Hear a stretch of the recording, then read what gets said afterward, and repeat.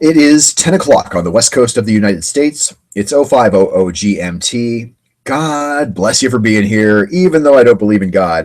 God bless you for being here, nevertheless, on cBas After Dark for the 22nd of April, 2015. Just doing a last-minute little bit of plugging for the show.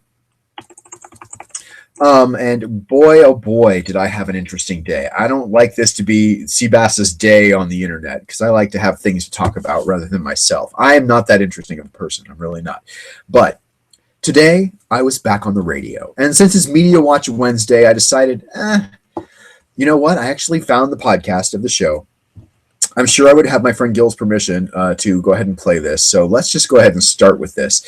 This is me being on the air from earlier this evening.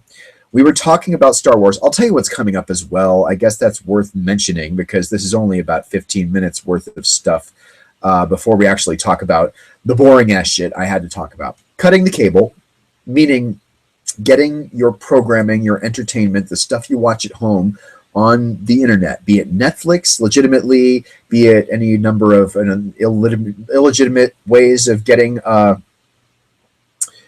their programming or whatever it is. You know, you can use the dark networks of the illegal file sharing. You might just watch YouTube. You might watch Netflix legitimately. And these days, cutting the cable doesn't just mean watching on the internet. It also means watching on your tablet, watching on your phone. Some people are against it, but many people are okay with it and watch programming on their phone regularly and for extended periods of time. And cable networks are changing how they're delivering their shit. HBO has a new thing where you don't have to have a subscription through a cable outlet. HBO Go was their mobile outlet. You could literally watch all episodes of the HBO original programming on your phone or tablet simply if you had an HBO subscription through a cable carrier. But what if you don't want to spend $150 a month for Comcast and subscribe to HBO so that you can watch on your phone? What if you just want to watch on your phone only? HBO met that need, and we're going to talk about it. Also, crowdfunding journalism, legitimate journalism, crowdfunding, as well as the goofball who's trying to get Dateline Predator back off the ground. Ben Affleck, slavery, and PBS. Did a major Hollywood star request that PBS delete a part of its show that suggests he is descended from slave owners? It's a pretty expanding controversy. It's actually really fascinating, but this is the cBas After Dark show after all. It's, I'm cBas. This is cBas After Dark. So what we're going to do first, before we do anything else, is we're going to listen to the part of the Gil Gross show tonight where I made my appearance. The topic, Star Wars. It was not a serious topic. It was enormous amounts of fun. Now, I appear over the phone. This is not a live, microphone hookup or anything like that. My old buddy Gil, who is not just my old buddy, a friend of mine who's very famous in talk radio circles. I actually was his news anchor, like for a number of years on Talk 910 in San Francisco. It would be Gil Gross talking for an hour, and then it would be me doing the news for 5 minutes, and then it would be him talking, and we'd hand off to each other, and we'd joke around, and he would, give me shit for being a Trekkie, even though he's as much of a Trekkie as I am. We'd just have a great old time, and sadly, I got fired from that job, so it's corporate radio, man. Gil Gross brings in the money. They replaced me with somebody who they could pay less. That's kind of how it goes. But none of that matters now. You want to hear me talking about Star? I'm sort of one of the bigger geeks he knows. He appreciates my savvy, my take on things. It's not exactly common. It's not exactly uncontroversial. And it's not exactly nice when I'm talking about modern day purveyors of science fiction. J.J. Abrams is a shithead, in other words. And he ruined Star Trek, and he's going to ruin Star Wars. But it's not quite that strong. Let's switch over to it here. Let's go ahead and listen to the program, which I have here.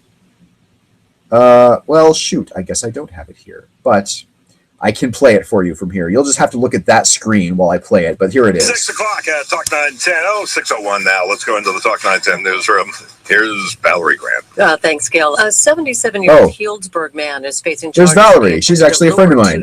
Into his car last let's week. Pause it, though, and actually advance it a little bit. He's convicted on 2 counts of attempted kidnapping, 2 counts of annoying a child, and 1 count of trespassing. Hold on, please. This is not what I meant to have happen. Okay. There I am. Okay, let me back it up just a couple of minutes. The Force Awakens with caffeine. Here we go. as much as that sounds unimaginable. Okay, I'm finding it here. Kidnapping, 2 counts of annoying a child, and very strange. All right, fourth and final hour with Gil. Take it away, sir. All right, thank you. Lloyd Lindsay Young with the weather evaluation. That was also my good friend Lloyd Lindsay Young, who's the weatherman. But talking is Gil Gross, and you'll hear me on the phone. The news back at the half hour. Traffic coming up with Dina Lawrence. So when the new Star Wars trailer came out, we talked with ABC's Jason Nathanson about what does it all mean? And we thought, why don't we talk to a real Star Wars expert, somebody, of course, who fled us for a while for the sunny climes of Mexico. Ladies and gentlemen.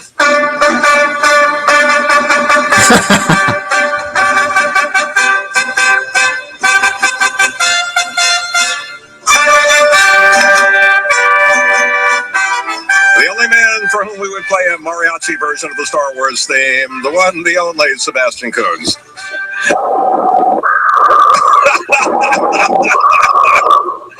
Oh, sorry, I was breathing into the phone incorrectly. I'm sorry, Gil, it's so good to be back with you. It's How is everyone? We're fine, Anakin. How are you? My force is awakening. What can I tell you? That's rather personal. I'm not sure I should know that. But all my forces perked up when I hear all the familiar voices with Lloyd and Valerie and Ken and everybody. It's just like, it's like I'm back home with you all. Yeah, it's good to have your voice back in the place here. So I take it you've seen the trailer. Boy, that is the most obvious question ever asked on this program, I think. Of course. I didn't see it. I mean, I'm a little bit past the age, and I almost am embarrassed to say that I'm almost too old to have, seen it the moment it exploded onto my phone. Like, we've been dealing with, a kitty cat veterinary issue. Yeah, somebody jumped off a table that was too high, and now he's got this gigantic splint that looks like, I don't even know what he looks like, but he's not a happy cat anymore. Anyway, so, I've been dealing with this off and on, and so when that trailer came out, I think I was sitting in the vet's office with slightly more pressing issues, as much as that sounds unimaginable. But now, I've obviously seen it a few times. I think you asked me the question, is Darth Vader still alive? Yes. And I think most of my nerd friends are much more worried about whether or not Jar Jar Binks will still be alive. Because that's who we're really hoping will be dead by the time this movie is around. Oh, safe to say. Poor George Lucas. He comes up with this brilliant thing, and it's like every time he wants to get a little love here, somebody brings up Jar Jar Binks. Jar Jar, well, it ruins it all, quite frankly. It could have been the Ewoks. It could have gone it could have been the guy from LA Law. I forget who ended up turning out to be a character in there. But everybody I know who has an opinion seems to have like a humorous take on this, because somebody said there should be a Starbucks link to a movie called The Force Awakens. There ought to be some kind of coffee chain, merchandising connection there. Oh, The Force Awakens with caffeine. Exactly. Or so early in the morning with Starbucks and Darth Vader.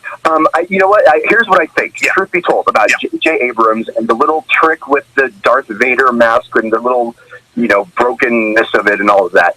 J.J. Abrams, going back as far as Lost, that TV show that we all liked briefly and then got tired of because it just kept stringing us along. That's what he likes to do. He likes to string people along. And so, that's the ultimate kind of example of that, right? Is, okay, there's this mask. It's obviously suggests that maybe he died, but it's a life support, bodysuit. So there could easily be a replacement mask. We saw in the Return of the Jedi that it comes off. So, right. You could put somebody else in there. Maybe. It could have been somebody else. It could be Jar Jar Binks in there, for all we know. What are you doing now? I don't really know.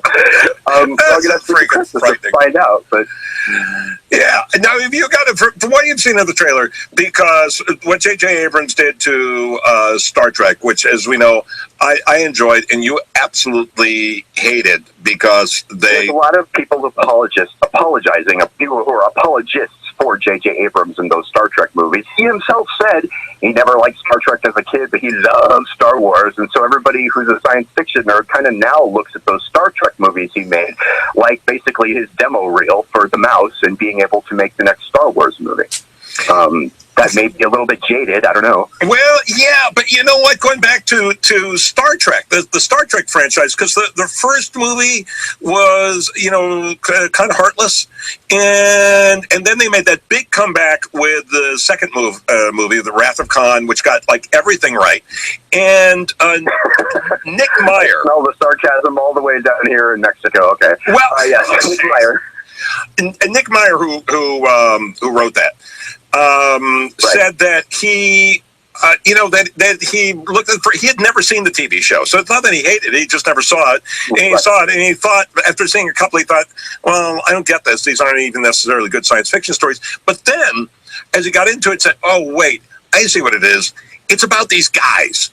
It's about these guys. It's about this friendship. That's what this is about. And the plot is something to hang on the universe about these guys. And then he went looking through it and say, okay, so against the satellite, and the first thing was stupid. So who's the best villain? And that's when he saw the Khan episode, and he said, we went back and got Khan. Yeah, and we have a thread from the TV show that we can extend legitimately and organically into a movie. Right. And yeah, here's the real truth of the matter: is that first movie was kind of half produced, half written by Gene Roddenberry. And I think everybody who knows anything about Star Trek knows that it got better when it was out of the hands of Gene Roddenberry. So from that perspective, now that it's out of the hands of Lucas, it's probably not a bad thing, especially given how the taste that those 3 prequel movies left in everybody's mouth. I will say this legitimately regarding whether or not Darth Vader is dead or not. I feel like, this is the movie where everybody's back. It's the post-quel, or, 30 years after the first 3 movies that everybody loves. How is it going to be a big reunion party without the one big bad guy that was the reason everybody got together in the first place? Yeah. It's going to be weird as heck and sort of feel like a cheat, frankly, if Darth Vader's not there. Now, J.J. Abrams isn't above cheating fans for his own personal gratification. He said still to bitter. crap on science fiction nerds, but I like to think that he won't do that this time. So you're hoping this is going to be a lot more like the relaunch of Full House. Exactly. The relaunch of Full House, the new Mad Max movie. Oh goodness, do we not have a single creative fiber anywhere in Hollywood anymore? NBC's bringing back Coach, for God's sakes. Oh my God! Well, is Jerry Van Dyke still around? Because that'll be actually pretty decent. I don't know if Jerry's attached to it, but T. Craig Nelson is, and I love T. Craig Nelson. You know what's weird? I would like to see Alice back. Alice could come back. We could have maybe Benson come back. I believe Robert Guillaume is still not dead. Jeez. On Coach, Celeste Perry, who does that weekend thing at one of the TV stations. I just talked to her this very afternoon. Okay, great person. And Celeste, who's at 103.7, in middays and one of the super people in the universe. Celeste has that TV gig where they show old TV shows on the weekend, and they have a co-host, and she brought me in for the weekend they did Coach. And I said, I remember, I believe this was when I was still working with you, because you were saying, oh, Coach is that show that nobody's ever seen the first 5 minutes of. Right. It's the show you're dialing around, there's nothing else on. You go, well, it's Coach, because it was kind of fun to watch the people, but you never intentionally watch Coach. And I said, the fun thing about watching that with her was it was going to be the first time I would see like 2 entire episodes of Coach from beginning to end. I'd never seen the opening credits. From the beginning, including the music, which they had a really good kind of cute opening sequence with credits. So, I think everybody's optimistic. Certainly there's Trekkies and there's Star Wars nerds, and not always do the twain mix, right? So, the people who are kind of overall science fiction nerds, maybe more Trekkies, are a little bit more jaded and a little bit more cautious. The people who are pure Star Wars nerds and don't care about Star Trek, they just like the Jedi and Luke Skywalker and C-3PO and on, those people are enormously excited. That's my take on it, is the people who are overall sci-fi nerds are like, could be good. And then the people who are Jedi people or Sith people are like, oh, I can't wait to see this movie. I have a terrible admission to make, okay? Because I'm kind of jaded about the whole entertainment industry and all that, because I've been in it too long. Who isn't? Exactly. So, if you're in this business for 5 minutes, you're in it too long. So, I saw the trailer when it came out, and I loved especially the first 2 3/4 Star Wars movies, and I'm glad he fixed, or not including the Ewoks. I hated the ending of the Ewoks. It's better now. Yeah, I hated even the only music John Williams ever wrote in my life that I hated was the original music. Yeah, exactly. But they fixed that. George Lucas went back and fixed that, and God bless him for that. But at the end of the trailer, but other than that, I'm kind of like, oh yeah, that's good. At the end, when I saw Han Solo and Chewbacca, I almost teared up. A little bit of a tear in your eye. Absolutely. Now, the email I just got on Facebook here from one of my friends listening live suggests that he has seen a previous, sort of an early copy of the script, and it's actually going to turn out that Luke Skywalker wakes up next to Suzanne Plachette, and all those Jar Jar Binks movies are a dream. They're all a dream, and so it's going to obviously turn out that they can kind of undo all the bad stuff with just one little scene at the end. I was in Vermont with a hotel. I don't know. I like it. Unfortunately, of course, it would be impossible to do that with Suzanne Plachette now. But yeah. You know what? I'm glad that we could digitally do it. They finished that Fast and the Furious movie without Paul Walker. They just digitally inserted him. They did it with Brendan Lee and The Crow 20 years ago. They could do it with Suzanne in a digital Plachette kind of. They've made a couple of movies now with Schwarzenegger, and although not technically dead, he acts like he is. So there's that as well. So he kind of always has, but that's a matter of opinion. All right, so let me ask you: you looking forward to this or not? I am looking forward to it with caution. Like I told you, I walked out on that first Star Trek movie he made. Yeah. And halfway through of it, I expressly did not go see the second one. I distinctly remember having newscasts on your show where I'm like, I'm the biggest Trekkie you know, and I'm not going to see this movie because it's like, I mean, beyond, it's like somebody took the pieces of Star Trek 2 on some kind of, like, you know, that machine where they put a bunch of the phone booth glass machine where they put a bunch of cash dollar bills in and whip it all around so that you have to try and grab money out of the air. Yeah, sure. They took all of the pieces of Star Trek 2, put them into that vacuum phone booth thing, and then just kind of excreted it onto celluloid, and that's what Star Trek Into Darkness was. So, I mean, Lord only knows. I'm a little bit excited. I will go see it. I will not boycott it like I boycotted the second Star Trek movie. Okay. You know, like I said, all of our friends are there. Han Solo is there, and Princess Leia and Luke Skywalker are there. My theory is Darth Vader will be there too. Yeah. I'm thinking it's probably going to be worth it just for the reunion deal. Yeah, that'd be cool. Just to hear James Earl Jones, like with here, you do the breathing thing, and I'll do James, and have him turn to Luke and go, "This is CNN." So that would work for me. That would totally work for me. Genius! I'm telling you, just get Skywalker Ranch on the phone, will you? Hey, well, no, Disney, get the mouse on the phone. Yeah, we'll do. Yeah, because they're the ranch. All right, my friends, Sebastian Coates. Maybe we ought to do a station party thing where we all go see this together. I believe I suggested it. Don't let Star 103 get this one, or Star 101, or Oldies 10, whatever. They can come. Star can Talk 910 promotion. Yeah, no, Star can come. We can bring Sandy Stack. No. We've got friends. I know we're technically supposed to be competing, but we all work in the same building. We're all friends. We all hang. So sure, yes, of course, we could do that. Yeah, I feel like this should be the one that is Talk 910's promotion, just from the teeth. Just grab it and don't let go, and then we can all walk out mid-movie together if it turns out to suck. That's what I'm going to go with. That's the one I want. All right, man. We'll sign that back. The great Sebastian Coates. Take care, cBas. Talk soon. Take care. You got it, my friend. All right, Sebastian Coates.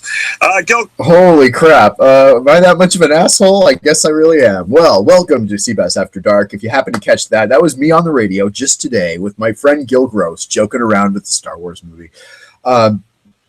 I don't always listen to in fact, I used to have a policy, no listening to yourself the same day as a broadcast, because it's better to get some distance to be able to evaluate yourself. Were you good? Were you bad? Why were you good? Why were you bad?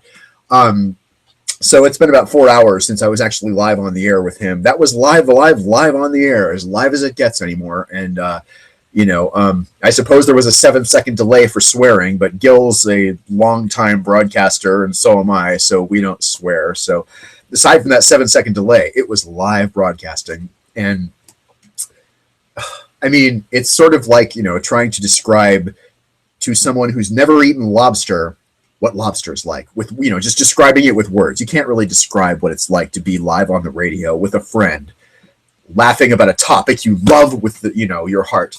And even if it's turning bad, like J.J. Abrams, and it's shitty now and that kind of thing, like to be able to just talk about that organically and be yourself. I mean, there is no acting there whatsoever. I believed everything I said. He believed everything he said. We are friends that go way back. And to just have a moment like that, to have somebody be interested in my fucking sorry-ass opinion enough to put it on the radio in a major American city, market number 4, San Francisco is. It's no small town. It felt really good, I can't lie. And I mean, to be back on the air, I mean, yes, I'll enjoy doing this show very much. This is everything I want it to be, this broadcast, or this, I say broadcast. Listen to me breaking my own rule. Holy shit, that was bad. My webcast is exactly what I want it to be, though. I work hard on it pretty much every night, and I work hard to bring a topic that's interesting. And I sometimes try to do my hair, but tonight I clearly didn't do a good job. Don't see the comb anywhere, so fuck that. But yeah, like to be on the radio again, just glorious to be able to, be myself with my friend like that. Just glorious. It's the kind of thing you really can't describe. And I don't know if I did a good job or not. I think I was kind of in fine form overall. There's a bit of an issue with the delay. There's a bit of a lag between when I talk and when he hears me, and when he talks and when I hear him. So it's like, it's almost like a satellite lag, although it was just over the telephone. So, I mean, with that, there's a bit of talking over each other that happens. That is a problem with everybody he has on the phone, because all of the phone lines at the radio station are like that. They're VoIP phone lines, and VoIP phone lines are sometimes subject to that. So anyway, a little bit of insider baseball. You got to hear me on the radio, in case you've never heard me before. And, it was quite a treat. Okay, let's talk about MediaWatch. Cutting the cable. Do you watch cable? Probably not. Many people who are watching a show like this probably don't have cable TV. They don't pay $250 a month to Time Warner or Comcast or Jones Intercable or Cox Communications or whoever the hell it is, because what do you get when you get that? Or for that matter, the satellite, right? Dish TV, Direct TV. What do you get when you do that? You get 700 channels of shit. You have to, it's watching TV the old-fashioned way, essentially. What's on now? Is there anything good on now? TiVo came along and changed some of it for many of us. Now, TiVo is gone now. We have DVRs. But TiVo brand TiVo is gone. I still say TiVo because TiVo is better to say than DVR. It's just a nicer little word. But time shifting, right? When you're listening to radio, many times people don't listen to the live radio anymore. They listen to a podcast on their tablet or on their phone, or on their computer. Podcasts on their computer. It happens a lot, and so many people are doing what they call cutting the cord. No more cable. No more $500. Maybe that's not $500 a month, but if you bundle your internet and your cable TV and your telephone the way the companies want you to, you're paying a couple $100 a month for your entertainment and communications abilities. And when you're getting 700 channels of horse shit, that's not something that's really sustainable. Certainly most people in the younger generations look at that as being garbage, and like not just a little bit, that's kind of very expensive for a lot of channels that you don't care about. It's bullshit in a very visceral way for a lot of people who are of a younger age. Now, people like my parents cannot click their brains out of the way they used to watch TV. The way they used to watch TV, what's on now, the news is on at 5 o'clock, the Tonight Show's on at 10:35 kind of a thing, right? Those things my parents will never get away from. They tune in at a certain time to get the news. Now, I sort of use my parents as an example. Unfortunately, the sad part is they do still watch the news every night at 5 o'clock. That is still a fixture in their lives. They do watch Jeopardy when it comes on, that kind of a thing. But my dad also does go on the internet kind of throughout the day and get the news. My mom doesn't do that as much, but she has a MacBook and she has an iPhone. You know, she's connected and she does her thing her way. And then when it comes down to primetime broadcasting, there she is watching it the old-fashioned way.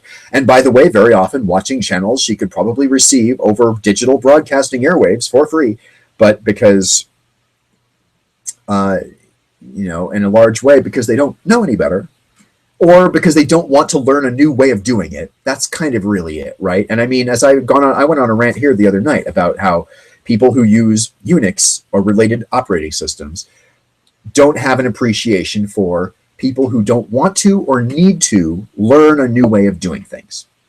There's a learning curve when you switch over to the Unix, Ubuntu, Linux operating systems, especially if you are a user of programs that you cannot get on those operating systems. There's not just a learning curve, there's a pain in the ass curve that goes with that. And those people who push Linux and Unix and Ubuntu up your ass don't have an appreciation, often don't care about that. They're just like, find another way to do it rather than do it the old way. And I have some of that in my blood. I do believe in when something becomes traumatic or problematic or difficult in some way, find an easier way, find a path of lesser resistance, you know. So I do believe in that to some degree. On the other hand, Final Cut Pro is my video editing and keyframe animation tool, and I'm not going to try and work my way through a Unix-based high-quality HD video editor or a keyframe animator program when I have one that works so well that I can absolutely make sing with the minimum of effort. And again, as I've said the other night, when I'm in creative mode, when I have that idea that I'm trying to actualize, when I'm trying to actually make something, whether it's a promo, whether it's a commercial, or whether it's just something fun, I don't want to be sitting there banging my head into, okay, this command is no longer Control-Shift-T, now it's Alt-X. As an example, I don't know what would be Alt-X, but again, that's the example, right? You seriously need to, learn a new thing. And when I have a system that works, I'm not going to do that. But again, so to take cable away from many people is not an option. But many people of the younger generation who realize that they would rather not pay $200 a month for that stuff, they would rather pay for just the internet. Without, they don't need NBC Nightly News on, at 5:30. They can go to NBC, they can go to Netflix. I think it's even on NBC.com. You can go to the website, watch it on the internet, often in almost high definition or fully high definition kind of a stream, and maybe with fewer commercial breaks. Maybe maybe you can watch it in lesser time. If you can do it without commercials, then you can actually do it in 22 minutes instead of 30, that kind of a thing. So many people are cutting the cable. That's the long-winded ass introduction to what I'm going to talk about. Where is my story about the good old... Oh, did I take it away? I guess I did. I guess I have to bring it up from my archives here. But fortunately, I have many archives. HBO, as I said, is one of those programs or one of those networks that finally has embraced, God save the Queen, they have finally embraced being able to not have a cable subscription in order to watch HBO. Whether you like The Newsroom, which is a show that's now over with, whether you like Game of Thrones, a show that's still on the air. There's a lot of HBO original programming, whether you like Bill Maher, whether you like the show that is of all shows on HBO. I don't care if you're a fan of Game of Thrones. Just about everyone should be watching Last Week Tonight with John Oliver. And I mean not watching it, but watching it a couple of times. It is that good. It is that hilarious. It is that meaningful. It is that journalistic. And it's that fucking funny. Here is the story I was going to bring to you first. The long, slow death of cable has reached a tipping point. This according to the folks at MSN.com. Now I'm going to bring it up for you here, switching over to the screen, and you'll be able to see what I'm seeing. And it actually starts with a video news report. So let's switch over to it here and watch, because it's a pretty good one, if I dare say so, and if it will load. It's loading. Here we go. Of course, though, before that, we have to watch a Merrill Lynch ad. Essentially, Sony, Vox Media, and Showtime all announced they're joining the rush to provide streaming video on demand in some fashion or other. This after HBO's announcement that they're launching its standalone HBO Now. HBO Now is the version, let me just back to me for a second. HBO Go came first. If you have HBO and you pay Comcast every month for your cable or DirecTV or whatever it is, and you pay extra for HBO, you get HBO Go. You have to kind of set it up initially, but then you can watch Last Week Tonight, Bill Maher, Game of Thrones, all the original HBO programming here or here or here on the computer. But you can't without the subscription. You can't get it a la carte, if you will. Guess what? Now you can. HBO Now is what they're calling it, and it's the first way of sort of cutting the cable, getting rid of that other 599 channels of bullshit you don't want to watch, whether it's the Spanish language channels, whether it is HBO, or whether it's NTV2, Electric Boogaloo with all the garbage. Have you seen MTV2? That is some fucking happy-ass horse shit on those MTV-owned networks. Game Show Network that plays 8 hours of Family Feud a day, just because there's that much Family Feud to be able to rerun. Like, I like the Family Feud, but nobody likes 8 hours of Family Feud. That's like 16 episodes of Family Feud a day. That is some happy-ass horse shit. Let's watch this story from the folks at MSN. Of course, there's no sound. You had to buy everything to get anything. There you go. Sound far-fetched? It's exactly what you're doing when you watch a few channels on cable, but pay for hundreds. Ready to cut that cable? Here's an idiot's guide to doing it step by step. Okay. Step 1, start tracking what you're watching. Once you have a list of must-see TV, it's time to find those shows without cable. Step 2, get yourself a nice digital antenna so you can pick up your local stations as well as a surprising number of others. Yeah, that is kind of something a lot of people gloss over, is the ability to pick up broadcast digital TV. Now, some people don't live in an area where they can pick up anything or can't pick up much. Now, here's something important. Buy your antenna locally from a store with a liberal return policy, because you may need to try several before you find one that works. You may also need to put one outside. Step 3, get the internet to your TV. If you don't have an internet-enabled TV, you're going to have to buy a little box. Could cost $30 to $100. It's going to go on your home network and get the internet right to your screen. That was, again, $30 to $100, not $3,200. Once you're online, see if you can find your favorite shows free by going to their website. And many of them are, whether it's Comedy Central, The Daily Show with Jon Stewart, like you see there, whether it's Big Bang Theory, the new episodes, which are on cBas.com, you can do it. You just kind of have to know what you're doing on the internet and hunt around a little for it. If not, check Hulu Plus. And Hulu Plus has bunches of shit. Shows for $8 a month. Final step, movies. Get them through Netflix for $8 a month or free from Amazon if you already pay for Amazon Prime. There are also solutions for sports, including maybe going to a sports bar.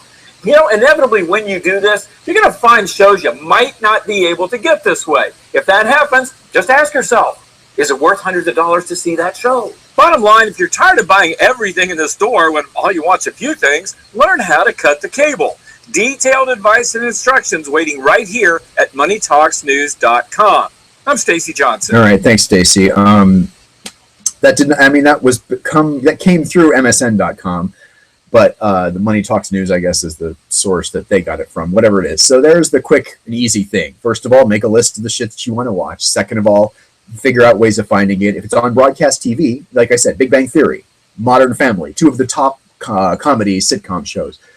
Those you can get probably if you're in a broadcast area. And if you're not in a broadcast area served by stations that transmit signals through the air magically, the way TV is done for 50 years, longer, then you can probably get it on the website. You just have to have your TV on the internet. And one way or another, you can do that pretty easily for up to maybe $100.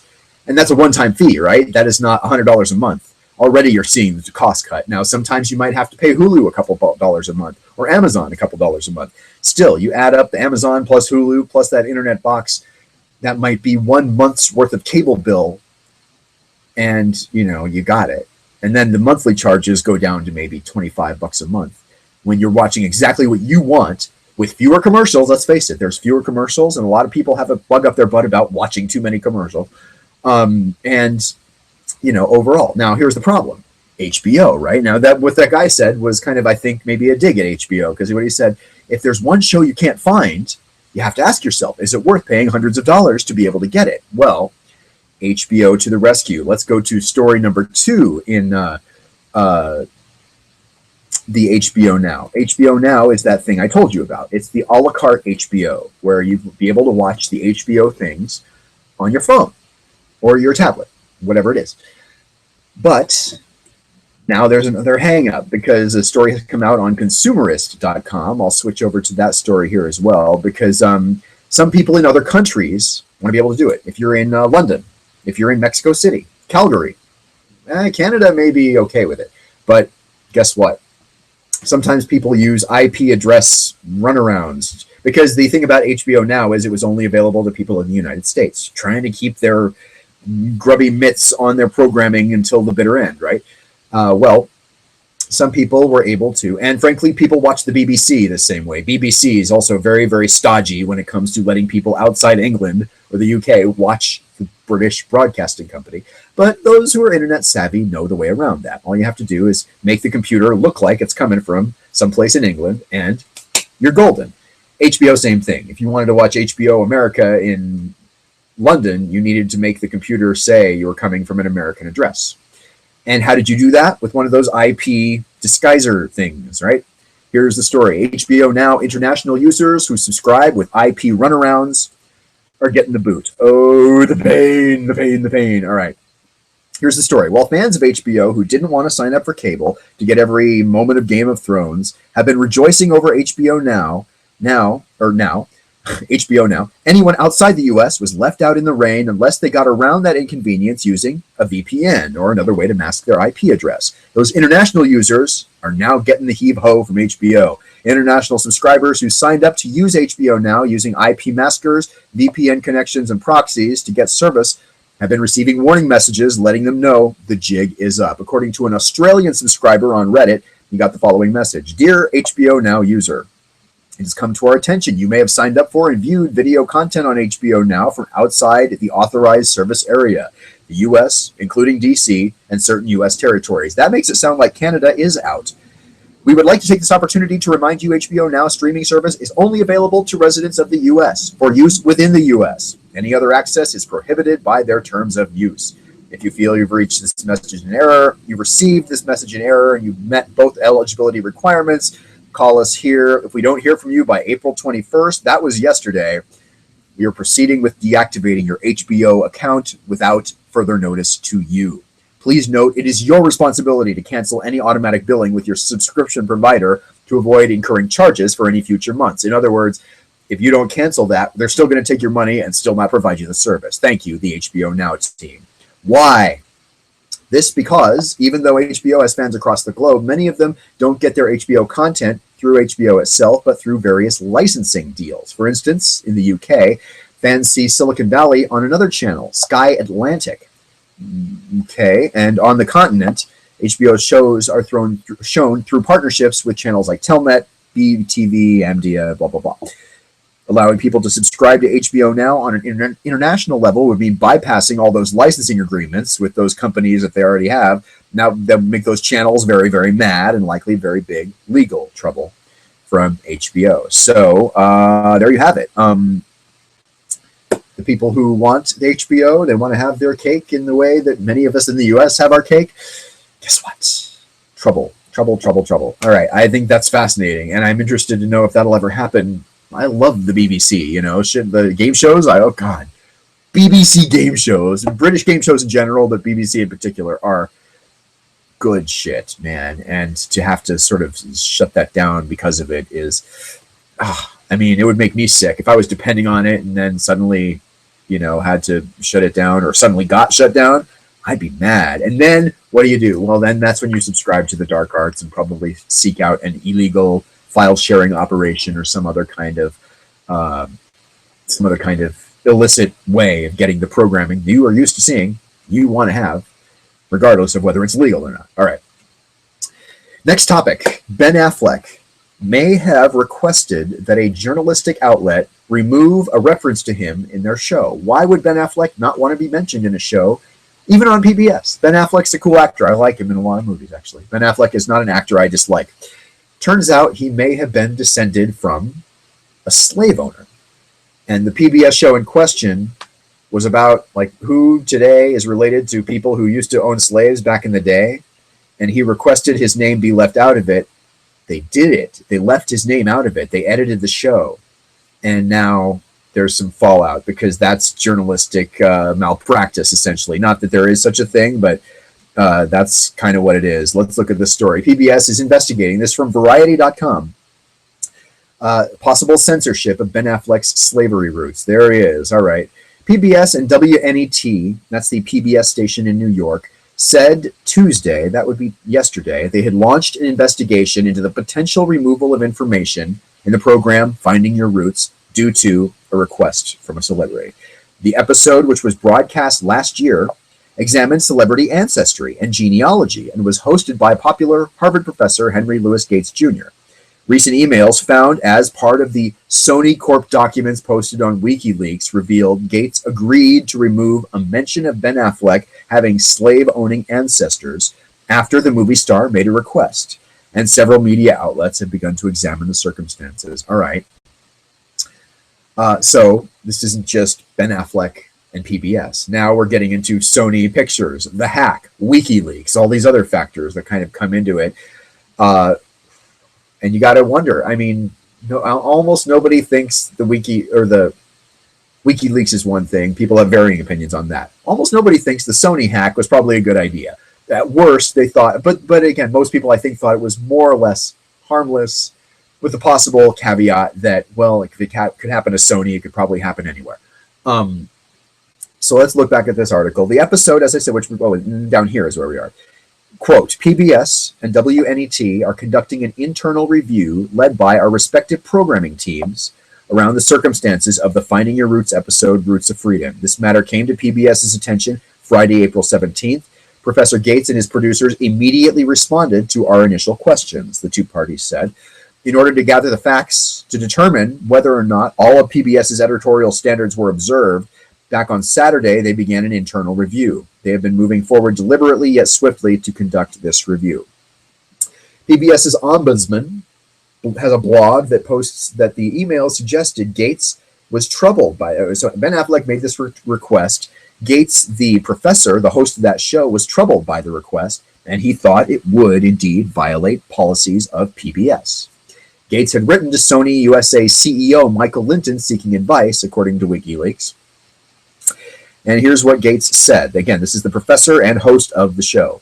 Ultimately, I maintain editorial control on all of my projects and with my producers decide what will make for the most compelling program. In the case of Mr. Affleck, we focused on what we felt were the most interesting aspects of his ancestry, including a Revolutionary War ancestor, a third great-grandfather who was an occult enthusiast, and his mother, who marched for civil rights in 1964.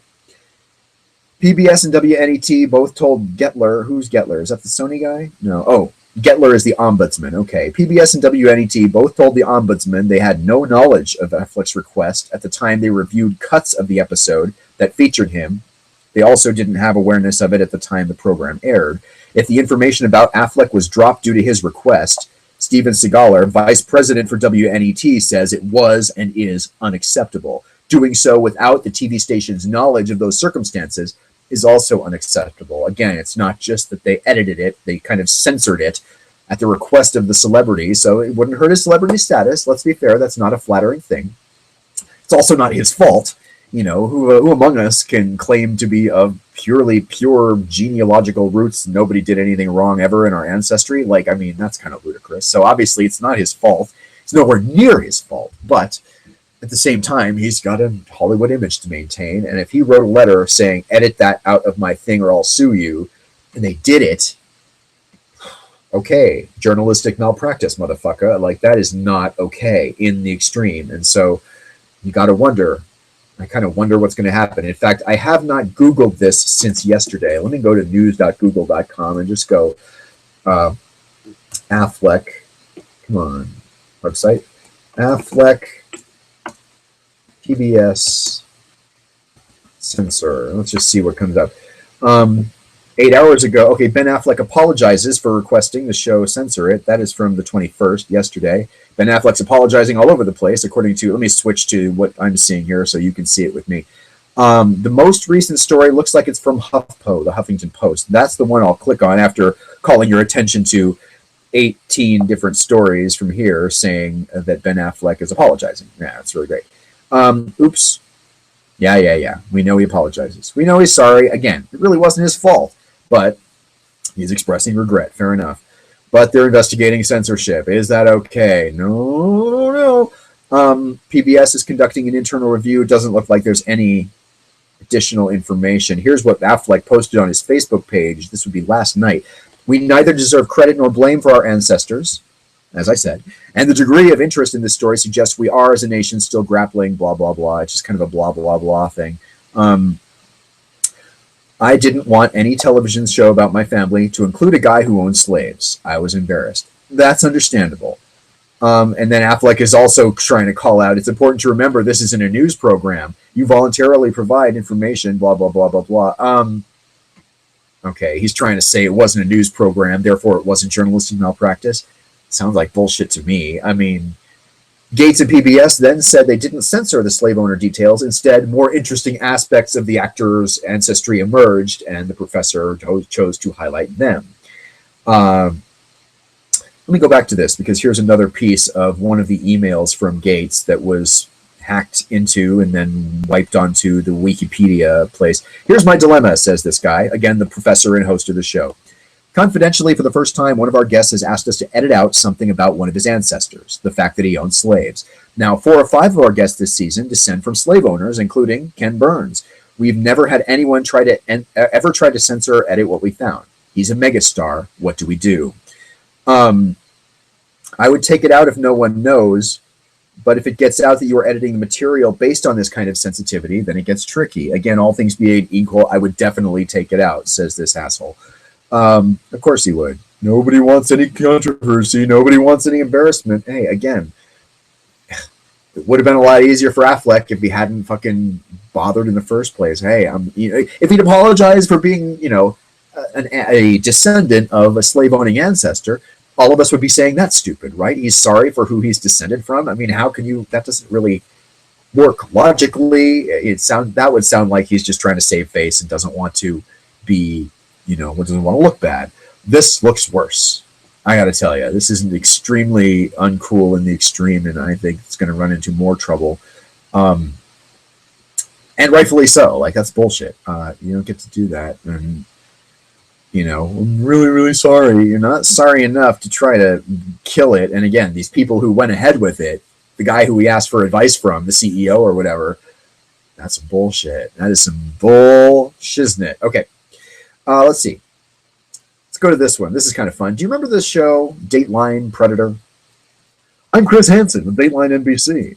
What are you doing here? What do you think you're doing here? Have a seat over there. I want to talk to you. Remember that whole show? I will tell you right now, I was a huge fan of Dateline Predator. Compelling television like you haven't seen. One moment, please. Another lovely beverage.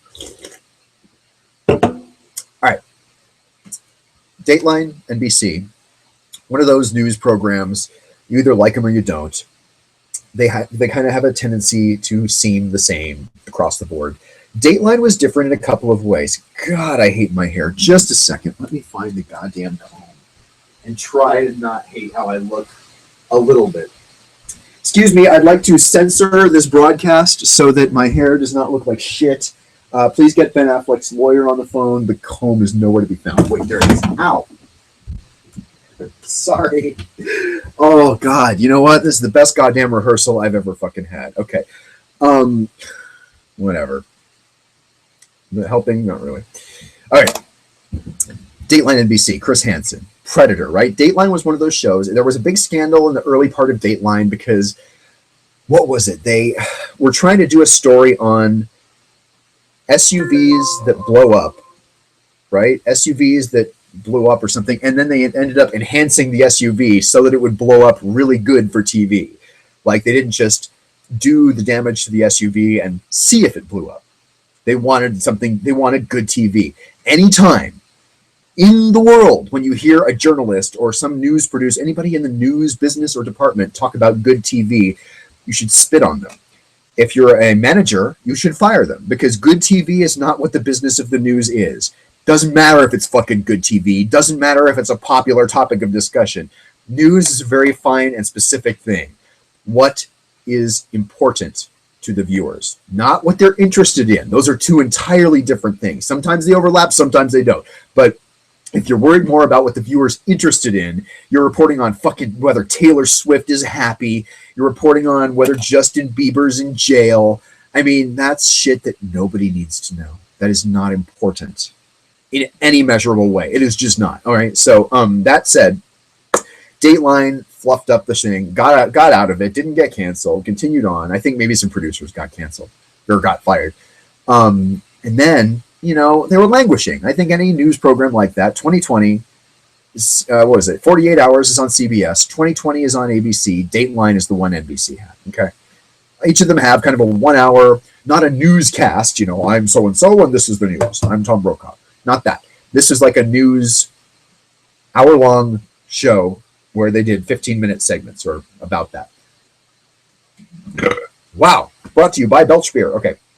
So what Dateline then discovered on, and they stumbled onto it kind of by accident, was going on the internet. They found a group that was using chat logs. They were sort of impersonating young people, teenagers, people who were underage, impersonating them in chat rooms like Yahoo Chat, the old Yahoo Chat back when you could just have a pervert chat room, and drawing, basically getting them to incriminate themselves, getting them to, bring over certain items, alcohol, condoms, that kind of thing, to prove their intent, and then getting them to come over to a house where they could have the police waiting for them to arrest them, because clearly that person is, it goes away from entrapment in a number of legal ways. When the person comes over to the house, walks in with a bag full of condoms and vodka, and they had the police involved. Well, Dateline stumbles onto that, and it turned out to be enormously compelling.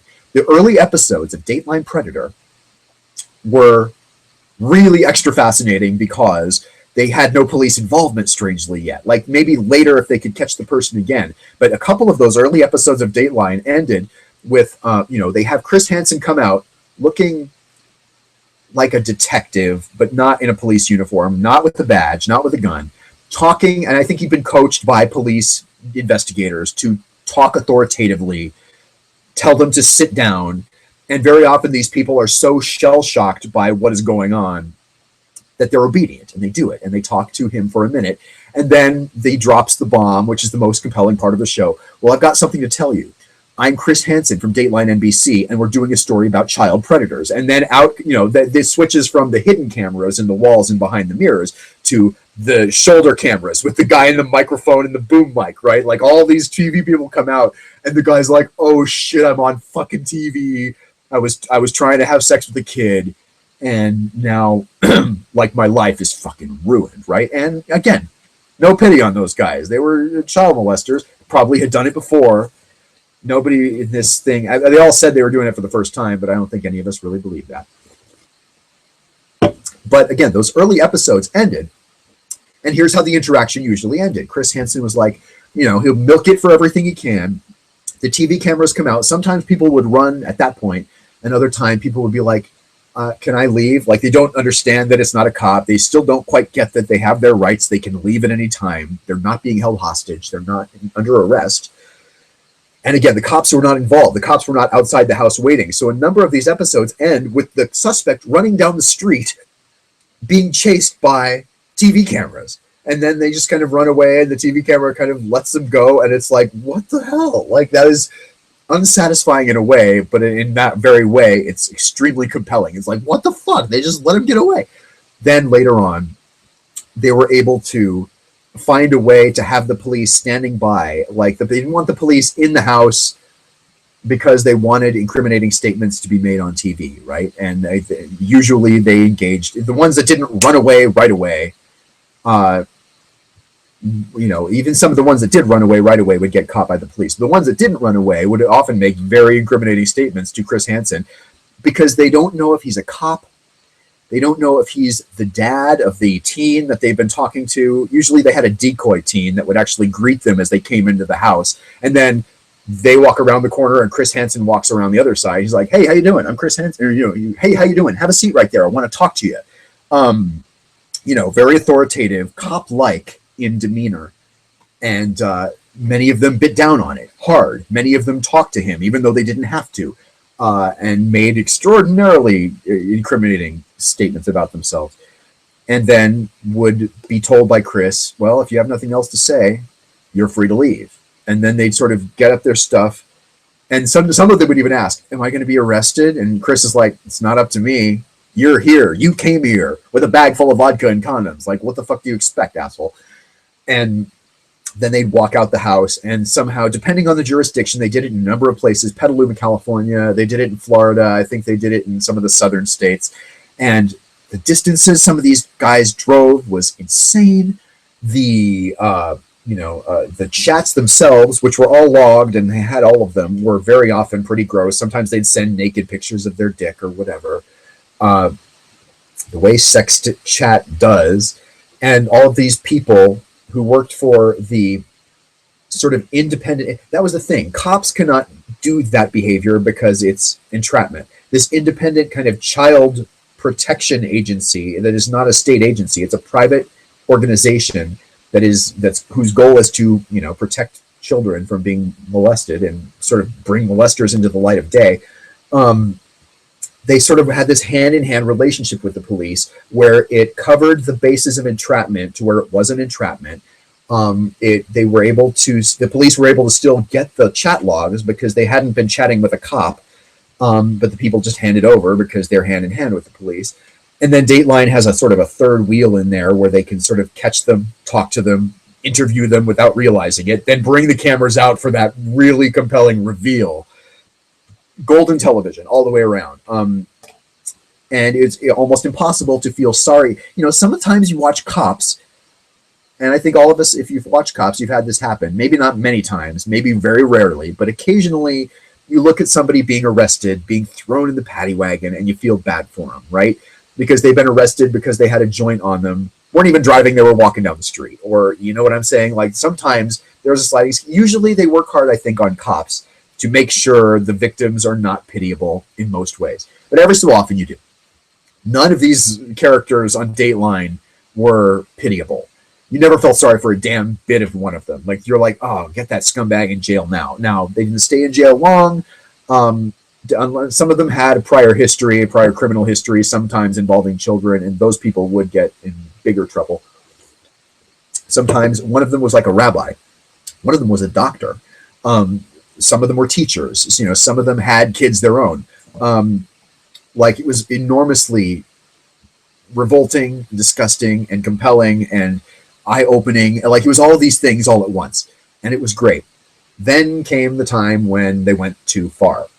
They started staking out people's homes, blurring the lines again between entrapment and whether or not that's legal or not. And the time when they staked out somebody's home, a guy killed himself, shot himself in the head while Dateline NBC was out there. Basically had been accused of child molestation or realized he was about to be, and blew his own brains out. Now, many people jump to the instant conclusion, hey, if he killed himself, he obviously had something to hide.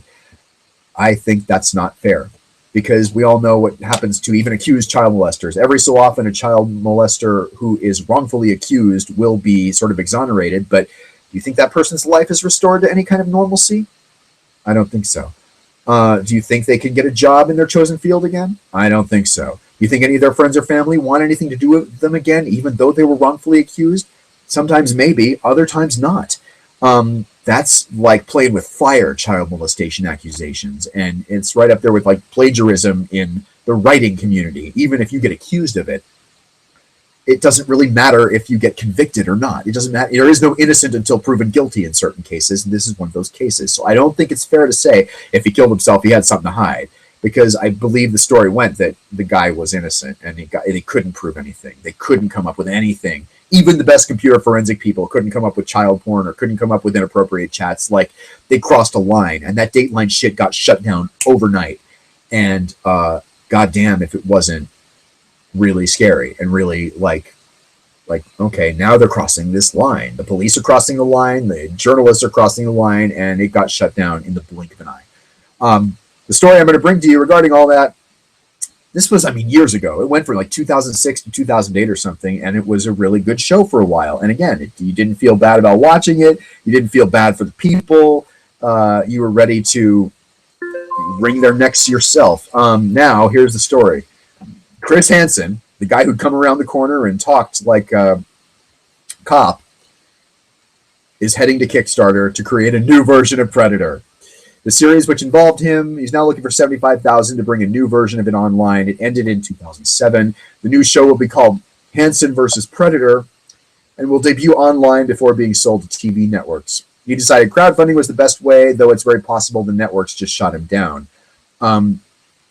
There's pent-up demand for viewers, he says. From a technology standpoint, the landscape has changed since we did the last one. When we did it before, there were chat rooms on AOL and Yahoo. Now there are 22 ways, he says, to communicate online. So, again, that's just really the end of the story there. Here we go. This is sort of the thing. The show drew plenty of controversy, entrapment, conflicts of interest, public shaming. One target killed himself during a filming of the show when police arrived at his home after he didn't show up at the location of the sting. That was the key, right?